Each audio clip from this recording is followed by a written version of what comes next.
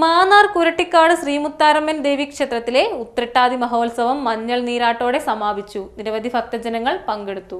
മാന്നാർ കുരട്ടിക്കാട് ശ്രീ മുത്താരമ്മൻ ദേവി ക്ഷേത്രത്തിലെ ഉത്രട്ടാതി മഹോത്സവം മഞ്ഞൾ നീരാട്ടോടെ സമാപിച്ചു.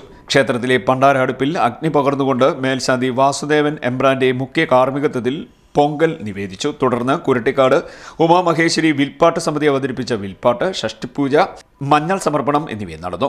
11 ആചാര അനുഷ്ഠാനങ്ങളുടെ നിറവിൽ ദേവിക്ക് മഞ്ഞൾ നീരാട്ട് സമർപ്പണം നടത്തി.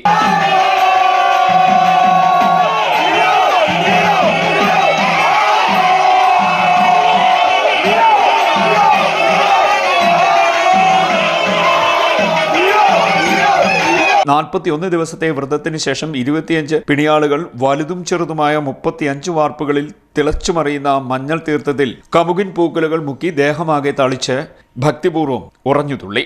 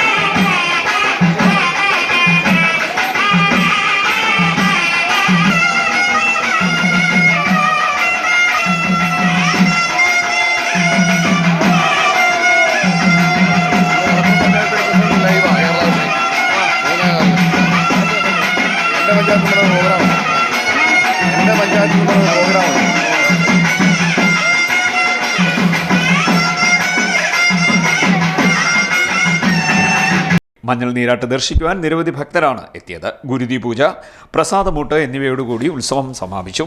CDNet news, Mannar.